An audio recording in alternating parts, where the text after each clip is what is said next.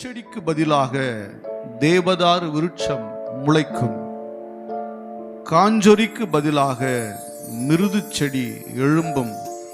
அது கர்த்தருக்கு கீர்த்தியாகவும் நிர்மூலமாகாத நித்திய அடையாளமாக இருக்கும். அல்லேலூயா. முட்செடிக்கு பதிலாக தேவதாரு விருட்சம் முளைக்கும், காஞ்சொரிக்கு பதிலாக மிருது செடி எழும்பும். அது கர்த்தருக்கு கீர்த்தியாகவும் நிர்மூலமாகாத நித்திய அடையாளமாகவும் இருக்கும். அல்லேலூயா. கரங்களை தட்டி தேவனை மகிமைப்படுத்தலாம். உட்காருவோம்.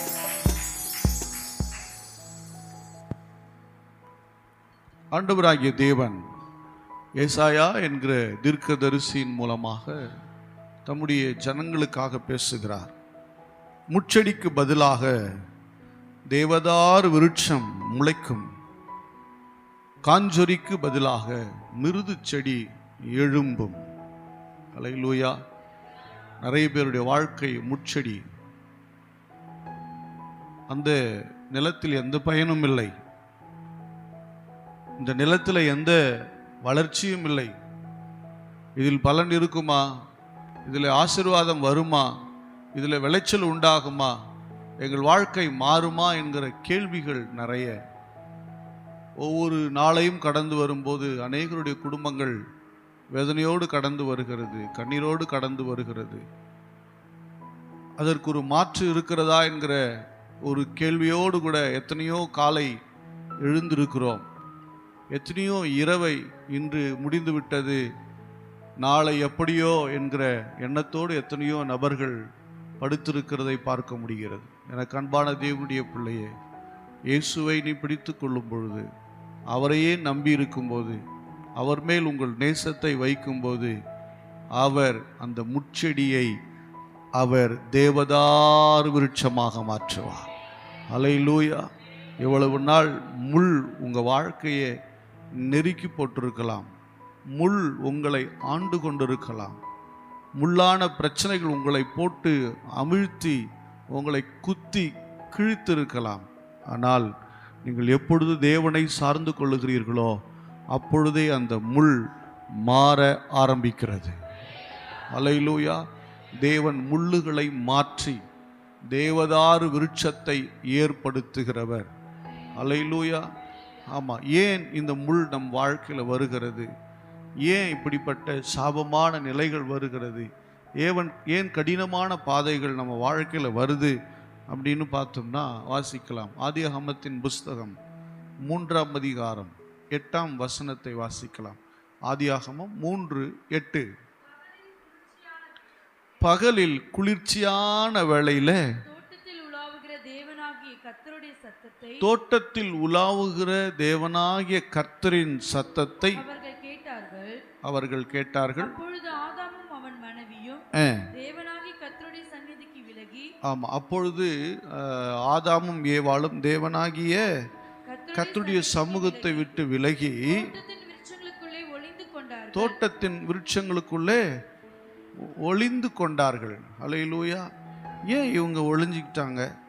எதனால ஒளிஞ்சிக்கிட்டாங்க? தேவன் இவர்களை பார்க்கும்படி தானே வந்தார், இவர் தானே உருவாக்கினார். தேவன் பார்க்க விரும்பும்போது ஒளித்து கொண்டார்கள். எப்பொழுது ஒளித்து கொள்ள வேண்டும் என்கிற எண்ணம் வரும் அப்படின்னா, மறைந்து கொள்ள வேண்டும், ஒதுங்கி போக வேண்டும். தேவனுடைய சமூகத்தை விட்டு ஒதுங்கணும், மறைந்து கொள்ளணும் அப்படின்னா we are a mistake, நாம தவறு அப்படின்னு அர்த்தம். நாம தவறு செய்கிறோம் அப்படின்னு அர்த்தம். எங்கேயோ வழி விலகிறோன்னு அர்த்தம். இன்னைக்கு நிறைய மக்கள் அப்படியே விலகி ஓடுகிறத பார்க்க முடியுது. ஒரு குறிப்பிட்ட ஒரு நபரை நான் ஒரு காரியத்தை கேட்டேன். கேட்டு அதுக்கப்புறம் பார்த்தீங்கன்னா அந்த நபர் ஒளிஞ்சு ஒளிஞ்சு ஒளிஞ்சு ஒளிஞ்சு ஓடுறாரு. ஏன்னு கேட்டால் பயமாக இருக்கு பேசுறதுக்கு. ஏன் ஒளியணும்? தவறும்போது ஒளிகிறோம், தவறும்போது ஒளிகிறோம். தேவனாகிய கர்த்தருடைய சமூகத்தில் அந்த தோட்டத்தில் அப்படி தான் நடந்துச்சு. தவறும்போது அந்த மனிதர்கள் ஒளிந்தார்கள். ஆதாமும் ஏவாளும் ஒளிந்து ஒளிந்து ஓடினார்கள். ஏன்னா இந்த ஆத்துமா தேவனாலே படைக்கப்பட்டது. யாரால படைக்கப்பட்டது? இந்த ஆத்துமாவுக்குள்ள இருக்கிற சுவாசம் யாருடைய சுவாசம்? தேவன் கொடுத்த ஜீவ சுவாசம். நமக்கு நம்முடைய எண்ணங்களுக்கு தான் தெரியாது, ஆனால் தேவன் கொடுத்த இந்த ஆத்துமாவுக்கு நிச்சயமாக தெரியும். நீங்கள் ரட்சிக்கப்படுறதுக்கு முன்னாடியே உங்களுக்கு பாவம் எது நீதி எதுன்னு தெரியுமா? யாராவது உங்களுக்கு டீச் பண்ணாங்களா? அதை பற்றி டீச் பண்ணுறாங்களா? இல்லையே. ஆனால் என்ன பண்ணுது, உள்ளேயே ஒரு பிரமாணம் வைக்கப்பட்டிருந்தது. அப்படின்னா ஏன் அது உள்ளே வந்துச்சு? எப்படி வந்துச்சுன்னா, இந்த ஆத்துமா தேவன் கொடுத்த ஜீவ சுவாசத்தில் ஜீவித்து கொண்டிருக்கிறது. ஆனால் அது உணரும், அந்த ஆத்மா உணரும். நீங்கள் பாருங்களேன், எப்பேற்பட்ட சபையில் வந்து கர்த்தர் உன் கூட இருக்கிறார், கர்த்தர் உன்னை ஆசீர்வதிப்பாருன்னு சொன்ன உடனே தானாகவே உள்ள என்ன பண்ணும், அவர் பொங்கி நிரம்பி இப்படி மகிழ்ச்சியினால் ஆர்ப்பரிக்க ஆரம்பிச்சிடும். அந்த இருதயம் பொங்க ஆரம்பிச்சிடும். ஏன்னா இந்த ஆத்துமா தேவன் கொடுத்த ஜீவ சுவாசத்தில் வாழ்கிறது. அல்லேலூயா. அப்போ இந்த ஆதாமுக்கும் ஏவாளுக்கும் தேவன் ஒரு அழகான தோட்டத்தை உருவாக்கி கையில் கொடுத்து, நீங்கள் இதில் வாழ்ந்து நலமாக இருங்க, இது எல்லாமே உங்களுக்கு தான், இது எல்லாமே உங்களுக்கு தான். இந்த நடுவில் இருக்கிற இந்த நன்மை தீமை அறியத்தக்க விருட்சத்தை மட்டும் என்ன பண்ணாதீங்க, அதில் இருக்க பழத்தை மட்டும் என்ன பண்ணிடாதீங்க, சாப்பிட்றாதீங்க அப்படின்னு சொன்னால் நேராக எங்கே தான் போகிறாங்க அவங்க. இந்த இடம்லாம் நீங்கள் வந்து உக்காரிங்களே, ஆனால் இங்கே கரண்ட் இருக்குது, அங்கே மட்டும் வராதிங்கன்னா நேராக அங்கே வந்து கை வச்ச என்ன ஆகும், சாக்கடிக்கும்ல. அதே போல் இவர்கள் அதைத்தான் செய்தார்கள். இவ்வளோ இடம் இருக்குது, அப்படி தானே, இவ்வளோ இடம் இருக்குது, அங்கே தான் நான் கை வைக்கணும்னா அது சரியா? எல்லாமே இதே போல் தோட்டத்தில் அத்தனை விதமான பழங்கள் அழகழகாக இருக்குது, வித்தியாசமான ருசியில் இருக்குது, இல்லை ஒவ்வொரு வெரைட்டியாக இருக்குது, காய்கள் எல்லாமே இருக்குது, எல்லாத்தையும் தேவன் நமக்காக கையளித்தார். அதில் எல்லாத்தையும் கொடுத்துட்டார். ஒன்னே ஒன்று தான் சொல்லலை, நீ எதுவும் டிசைட் பண்ணாத, நன்மை தீமை நீ டிசைட் பண்ணக்கூடாது, நான் தான் டிசைட் பண்ணுவோம். நம்ம எப்போ அதை நம்ம கையில் எடுக்கிறோமோ அப்போ தான் என்ன நடக்கும்னா, ஆதியாகமத்தின் புஸ்தகம் 3ஆம் அதிகாரம் 18ஆம் வசனத்தை படிக்கலாம். அது உனக்கு முள்ளும் குறுக்கும் முளைப்பிக்கும். போதும்.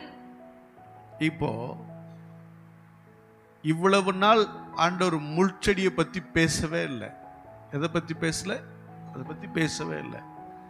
ஆனால் எப்போ இவங்க ஓன் டிசிஷனுக்கு வந்தாங்களோ அப்போ முள் என்ன பண்ணுது, முளைக்க ஆரம்பிக்கும். ஏன் முளைச்சிதுன்னா, நல்ல நிலம்தான். நல்ல நிலத்தில் ஓன் டிசிஷன் எடுக்கும்போது அங்கே முள் முளைக்குது. அல்லேலூயா. நாம் கர்த்தருடைய வார்த்தையை நம்பி வாழ்கிறவங்க, அவருடைய வேதத்தை நம்பி வாழ்கிறவங்க, அவர் மேலே நம்பிக்கை வைக்கிறவங்க, நாம் எப்போ ஓன் டிசிஷனுக்குள்ளே வரமோ, அது எதுவானாலும் சரி, படிப்போ, வீடு கட்டுறதோ, வாழ்க்கையோ, எதிர்கால திட்டமோ, எதுவானாலும் நம்ம சுய முடிவுகளுக்குள்ளே வரும்போது அங்கே ஒரு முள் முளைச்சிருக்கோம். நிறைய இடங்களில் ப்ராப்ளம் என்னன்னா இதுதான். அந்த முள்ளை நம்மளால் பிடுங்கி போட முடியாது. அல்லேலூயா. அந்த முள்ளை நம்மளால் பிடுங்கி போட முடியாது. அவர் தான் வரணும். அந்த முள்ளை என்ன பண்ணோம்? அவர் தான் வரணும். அல்லேலூயா. இப்போ அங்கே வந்துருச்சு, நீங்கள் இனி முள்ளையும் குறுக்கையும் பார்ப்பீங்க அப்படின்னு ஆண்டவர் சொல்லிட்டார். ஏன்னா கண்பானவர்களே, அதுதான் அந்த முட்செடி நிறைய பேருடைய வாழ்க்கையில் வந்து வாழ்க்கையை கெடுத்து விடுகிறது. என கண்பான தேவனுடைய பிள்ளைகளே, நாம் தேவனை சார்ந்து வாழ்கிறவர்கள், தேவனுடைய வார்த்தையை நம்புகிறவர்கள், அவருடைய வார்த்தைக்கு கீழ்ப்படுகிறவர்கள், அப்படி நாம் போகும்போது தேவன் அந்த முட்செடியை மாற்ற விரும்புகிறார். அதற்கு பதிலாக வேறொன்றை செய்ய விரும்புகிறார். அல்லேலூயா. வாசிக்கலாமா ஒரு வசனத்தை? சங்கீதத்தின் புஸ்தகம் 132:17 படிங்க.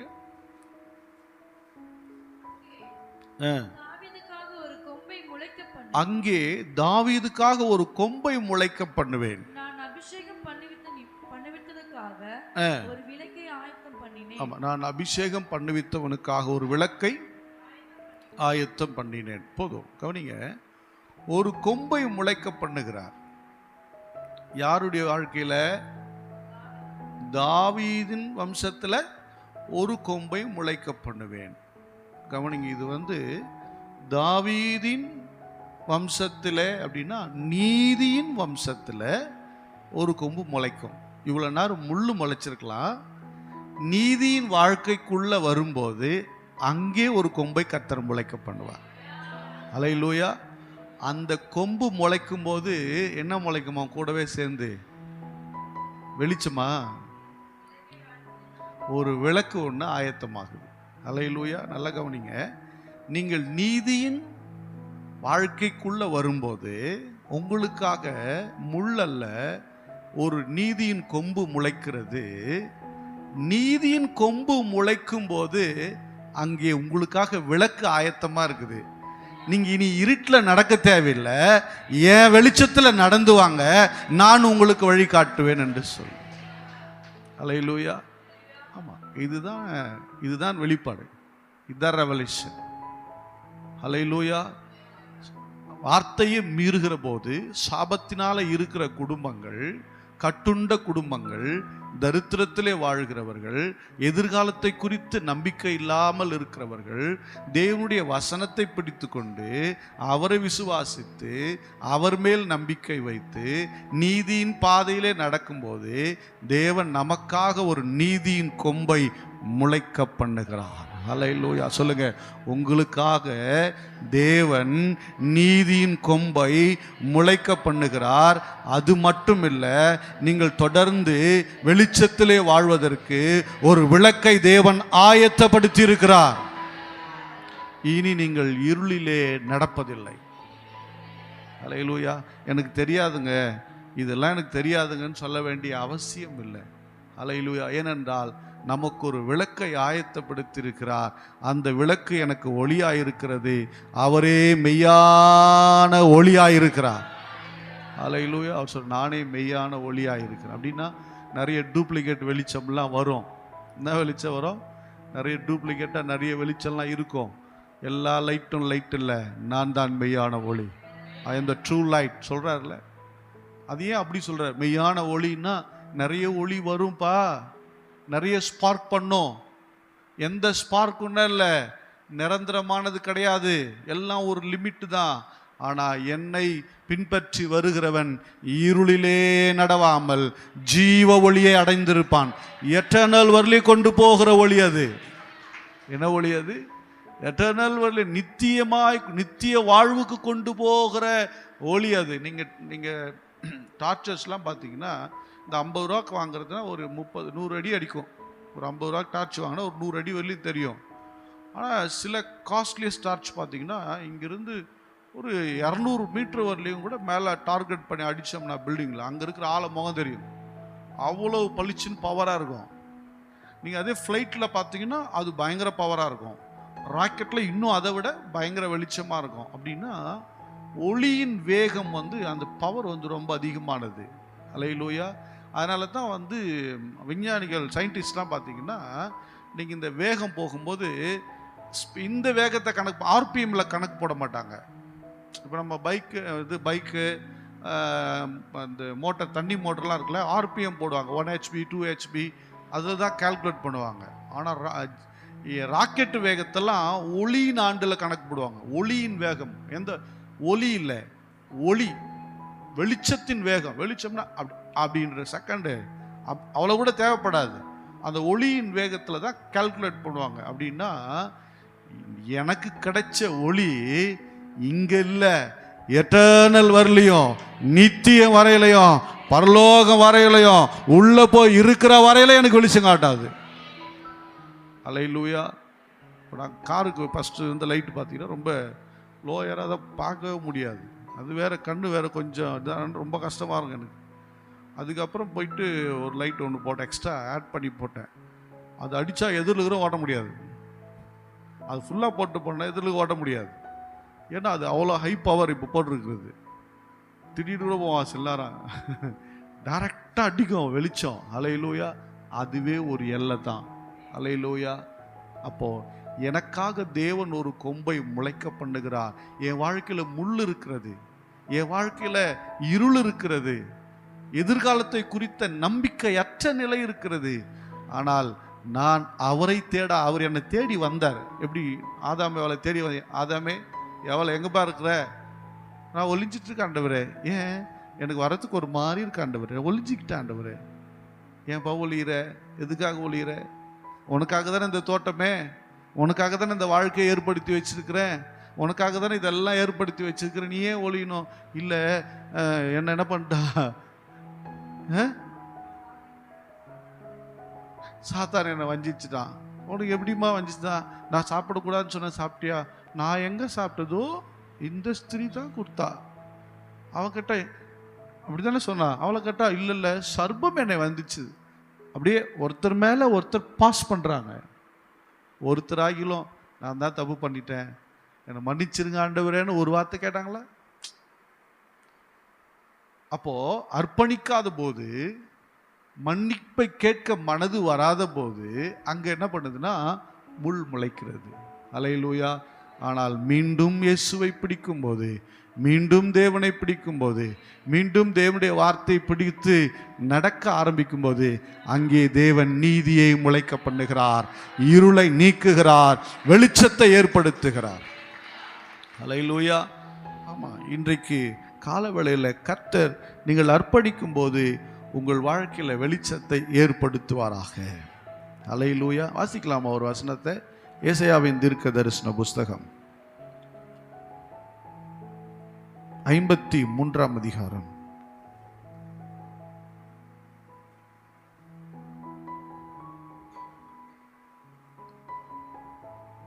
2ஆம் வசனத்தை படிக்கலாமா?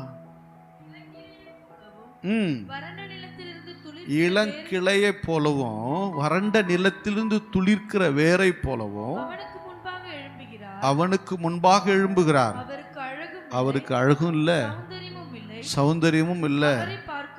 அவரை பார்க்கும்போது நாம் அவரை விரும்பத்தக்க ரூபம் அவருக்கு இல்லாது இருந்தது. அல்லேலூயா. சொல்ற வசனம் சொல்லுகிறது, அவர் எப்படி இருக்கிறாராம்? இளங்கிளையை போல வறண்ட நிலத்தின் துளிர்க்கிற வேற போல எழும்புறாராம். அல்லேலூயா. என் அன்பு தேவனுடைய பிள்ளை, இதெல்லாம் அவர் ரிசீவ் பண்றார். அந்த வறட்சியை, அந்த பிரச்சனைகள்லாம் அவர் எடுத்துக்கொள்ளுகிறார். நீங்க பாருங்களேன், இயேசு கிறிஸ்துவை முள் கிரீடத்தினாலே தலையில வச்சு என்ன பண்ணாங்க? அடிச்சாங்க.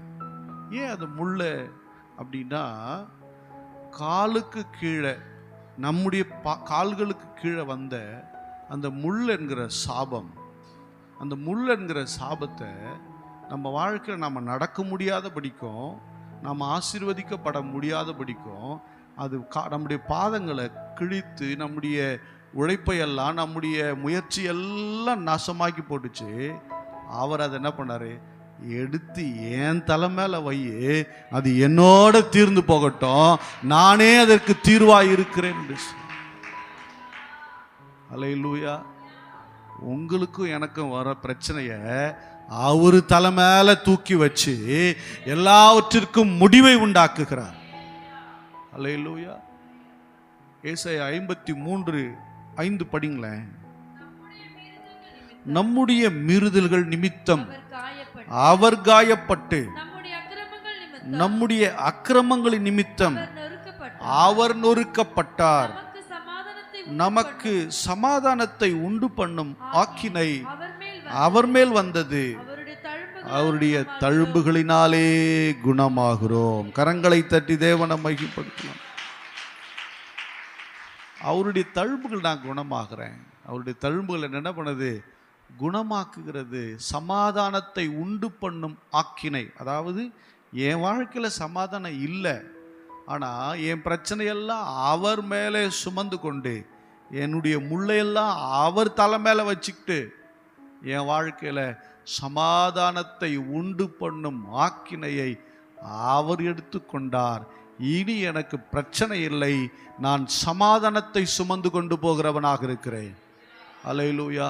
எனக்கு அன்பான தேவனுடைய பிள்ளையே, இந்த காலவேளையில் தேவன் உங்களுக்கு காஞ்சொரியை வைக்காமல், தேவன் உங்களுக்கு முச்செடியை வைக்காமல் சமாதானத்தை வைத்திருக்கிறார். வாசிக்கலாமா இன்னொரு வசனத்தை? ஏசாயாவின் தீர்க்க தரிசன புஸ்தகம் 61ஆம் அதிகாரம் 11ஆம் வசனம் படிங்களேன். 61:11. பூமி தன் பூண்டுகளை விளைவிப்பது போலவும் தோட்டம் தன்னில் விதைக்கப்பட்டவைகளை விளைவிப்பது போலவும் கர்த்தராகிய ஆண்டவர் எல்லா ஜாதிகளுக்கு முன்பாக நீதியையும் துதிகளையும் முளைக்க பண்ணுவார். அல்லேலூயா. நீங்க எப்போ ஆண்டுடைய வார்த்தையை பிடிச்சு நீங்க திரும்புறதுக்கு மனதாயிட்டீங்களோ அப்பயே உங்க வாழ்க்கையில நீதி முளைக்கும், துதி முளைக்கும், அங்கே மகிழ்ச்சி ஆர்ப்பரிக்க ஆரம்பித்து விடும். அல்லேலூயா. இந்த காலவேளையில் தேவன் உங்க வாழ்க்கையில் இருக்கிற முச்செடியை நீக்குவாராக. சொல்லுங்க, ஆண்டவரே என் வாழ்க்கையில் இருக்க முச்செடியை நீக்குவாராக. முச்செடிக்கு பதில் என்ன விருட்சமா? தேவதாரு விருட்சம். விலையேறப்பட்ட மரமாய் அது மாறுது. அல்லேலூயா. இது என் வாழ்க்கையில பெரிய மரம். இது என் வாழ்க்கையில ஒரே பிரச்சனை கொடுக்குது, வாழவே முடியாது. அதை அப்படியே சேஞ்ச் பண்றார். இவ்வளவு நாள் முள்ளா, இனி அது தேவதாரு. அல்லேலூயா. முள் செடி அது கட்டைக்கு தான் போகும். தேவதாரு விருட்சம் ஒரு குடும்பத்திற்கு தேவையான அத்தனையும் கொடுக்கக்கூடியதாய் மாறுகிறது. அல்லேலூயா. அல்லேலூயா. வாசிங்க ஏசாயா தீர்க்க தரிசன புஸ்தகம் 33:15. நீதியாய் நடந்து செம்மையானவைகளை பேசி இடுக்கண் செய்கிறதுனால் வரும் ஆதாயத்தை வெறுத்து பரிதானங்களை வாங்காதபடிக்கு தன் கைகளை உதறி ரத்தம் சிந்துவதற்கான யோசனைகள் இல்லாதபடிக்கு தன் செவியை அடைத்து பொல்லாப்பை காணாதபடிக்கு தன் கண்களை மூடுகிறவன் எவனோ அவன் உயர்ந்த அடைக்கலத்தில் வாசம் பண்ணுவான். கண்மலையின் அரண்கள் அவனுக்கு உயர்ந்த அடைக்கலமாகும். அவன் அப்பம் அவனுக்கு கொடுக்கப்படும், அவன் தண்ணீர் அவனுக்கு நிச்சயமாய் கிடைக்கும். ஹல்லேலூயா. ஹல்லேலூயா. தேவன் அதை கொடுப்பார். உங்களுடைய அப்பம் இவ்வளவு நாள் கிடைக்காம ஆகார குறைவு இருக்கலாம், உங்க வாழ்க்கையில் நிறைய குறைவுகள், நிறைய உயர்வுகள் தடைப்பட்டு போயிருக்கலாம், உங்களுக்கு பாதுகாப்பு இல்லாமல் இருக்கலாம். தேவன் அதை நிச்சயம் உங்களுக்கு மீண்டும் கொடுப்பார். ஹல்லேலூயா. அவர் வாழ்க்கையில் வரும்போது மீண்டும் அவைகளை கர்த்தர் நலமாக கொடுக்க வல்லவராக இருக்கிறார். இப்போ காஞ்சொரிக்கு பதிலாக மிருது செடி. ஹல்லேலூயா. காஞ்சொரி அப்படின்னா அந்த பூனை கஞ்சாயெல்லாம் சொல்லுவாங்க தெரியுமா? அப்படின்னு சொல்லுவாங்க. வேற ஏதாவது பேர் இருக்கா அதுக்கு? வேற ஏதாவது பேர் இருக்கா? எனக்கு தெரிஞ்சு பூனை கஞ்சாயில தான் சொல்லுவாங்க. அந்த செடி கொஞ்சம் அப்படி தேய்ச்சிட்டா போதும், சொரிஞ்சிக்கிட்டே இருக்கணும், பல மணி நேரம் சொரியணும் அது. ஹல்லேலூயா. வாழ்க்கை முழுக்க சொரிஞ்சு பிரச்சனையே சொரிஞ்சிக்கிட்டே உட்காந்துருக்குறோம். ஒரே பிரச்சனை பிரச்சனை பிரச்சனை பிரச்சனை, நொய்யி நொய்யி நொய்யி நொய்யி, ஒரே போராட்டத்தையே சொரிஞ்சிட்டு இருக்கீங்களா? இந்த அரிச்சல் எல்லாம், இந்த பிரச்சனை எல்லாம் அவருடைய வார்த்தை மாற்றிவிடும். ஹல்லேலூயா. இனி மிருது செடி, இனி காயங்களை ஆற்றக்கூடிய நிலைமையை கர்த்தர் உண்டாக்குவார். ஹல்லேலூயா. ஹல்லேலூயா. தேவன் முள்ளுகளை அகற்றி வாழ்க்கையில் இருக்க அரிச்சல்களை எரிச்சல்களை எல்லாம் கர்த்தர் மாற்றி தேவன் சமாதானத்தை தருவாராக. ஹல்லேலூயா. அது கீர்த்தியா மாறும். இவ்வளவு நாள் வேற மாதிரி இருந்துச்சு, இப்போ அது கீர்த்தியாக மாறப்போகிறது. இவ்வளவு நாள் நித்திய அவமானமாக இருந்தது, இப்பொழுது நிர்மூலமாகாத நித்திய அடையாளமாய் மாறிவிடும். ஹல்லேலூயா. எதெல்லாம் உங்களுக்கு நெகட்டிவாக இருந்துச்சோ அதை நெகட்டிவை கொண்டு வந்து வச்சு இப்படி இருந்தது, இப்படி கர்த்தர் மாற்றினார் என்று சொல்லி உன்னை அடையாளமாக வைப்பார். உன்னை வெண்கல அரணாக கர்த்தர் வைப்பார்.